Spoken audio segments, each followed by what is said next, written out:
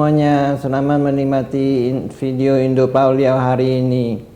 Saya Sunardi Mulya hari ini akan membahas Rapim TNI Polri 2023. Jaga investasi, hilirisasi dan tidak terlibat politik praktis. Rapim TNI Polri 2023 mengambil tema TNI Polri siap mendukung peningkatan produktivitas untuk transformasi ekonomi yang inklusif dan berkelanjutan.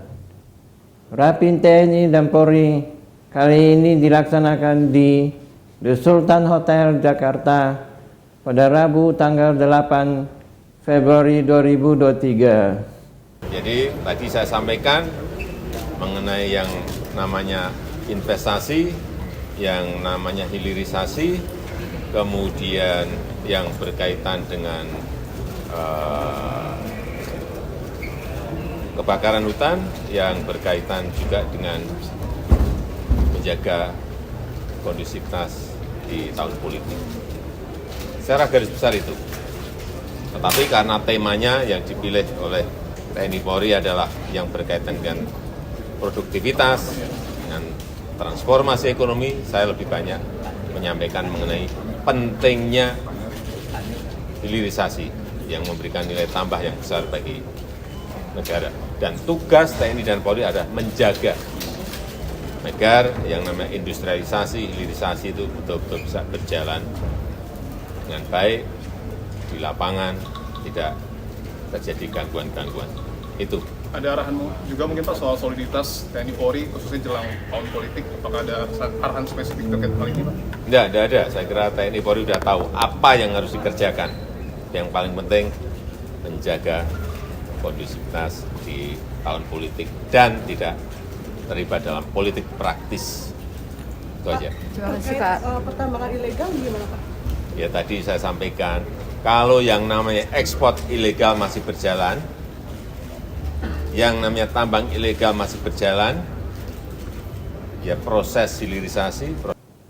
Hari kedua pelaksanaan rapat TNI Polri tahun 2023. Sekjen Kemenham Marsdia TNI Doni Hermanwan Taufanto mendapat kesempatan menjadi salah satu narasumber dengan mengatakan bahwa pembangunan kekuatan pertahanan negara atau HANNEK dari sisi pelaksanaannya didasari 4 pendekatan aspek hukum, yakni ke-1, pembukaan Undang-Undang Dasar 1945,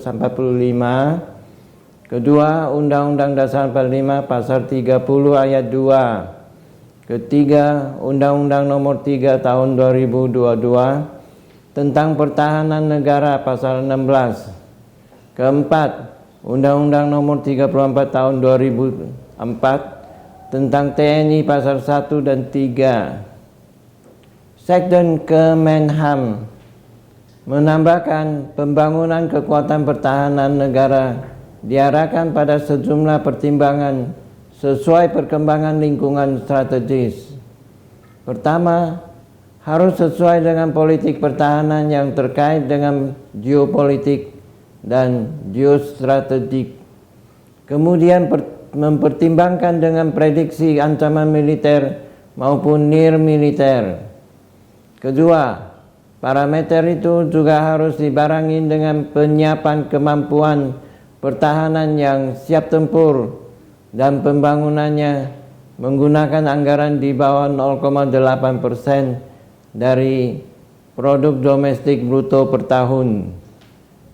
Sementara itu, Ketua MPR RI sekaligus Wakil Ketua Umum Partai Golkar, Bambang Susatyo, dalam pembukaan umum di rapat TNI Polri memaparkan, kedaulatan bangsa dan negara tidak boleh hanya bertumpu pada kekuatan fisik militer, karena potensi ancaman akan hadir dalam berbagai aspek, baik ekonomi, sosial budaya, politik ideologi, dan berbagai ancaman lainnya yang bersifat soft power. Karena itu, TNI dan Polri juga perlu semakin mewaspadai ancaman nirmiliter yang rusak ideologi negara, yang berpotensi hadir melalui dunia digital. Panglima TNI Yudo Margono dalam pengarahannya di rapat TNI Polri menyampaikan kebijakan dan strategi TNI guna mengamankan tahapan pemilu 2024 dan mendukung peningkatan produktivitas untuk transformasi ekonomi yang inklusif dan berkelanjutan serta netralitas TNI dalam pemilu 2024. Salah satu isu yang ditekankan yakni netralitas TNI dalam pemilihan umum 2024 yang meminta setiap personel TNI untuk menjaga kepercayaan masyarakat untuk tidak terlibat dalam politik praktis. TNI harus bersikap netral dalam pemilu sebagai patriot NKRI. TNI akan selalu tunduk pada peraturan perundang-undangan yang berlaku. Netralitas TNI telah diatur dalam Undang-Undang TNI Nomor 34 Tahun 2004 Pasal 39 serta Undang-Undang Pemilu Nomor 7 Tahun 2017 dan Undang-Undang Pemilihan Nomor 10 Tahun 2016 telah mengatur ketentuan netralitas TNI dalam pemilu dan pemilihan. TNI sebagai garda terdepan dan benteng terakhir NKRI mempunyai kebijakan dan strategi untuk membantu pemerintah dalam memajukan ekonomi nasional. TNI Polri harus berperan membantu pemerintah mewujudkan pembangunan ekonomi nasional yang berkelanjutan. Lebih lanjut, Panglima TNI menekankan 8 hal penting, yaitu ke-1, tingkatkan kemampuan dalam konsep operasi gabungan. Kedua, pertajam naluri tempur. Ketiga, TNI harus membawa manfaat bagi masyarakat. Keempat, hati-hati dalam gun medsos.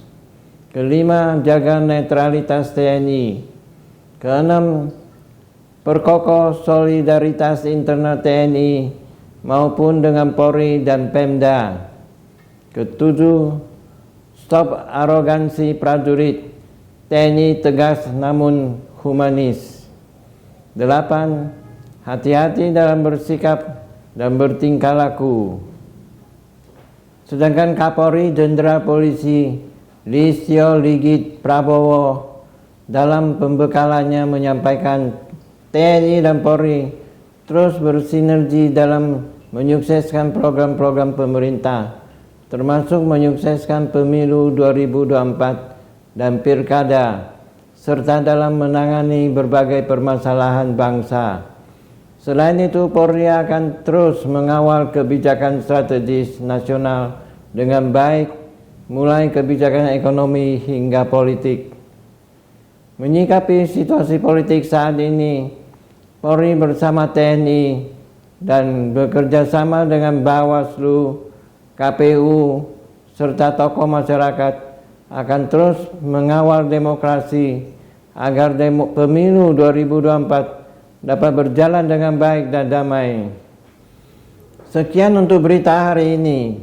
Terima kasih sudah menonton video Indo Pauliau hari ini. Saya Sunardi Mulia. Silakan like dan subscribe sekali. Tidak perlu untuk klik 2 kali.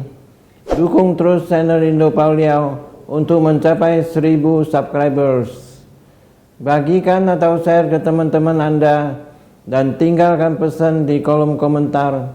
Sampai jumpa lagi.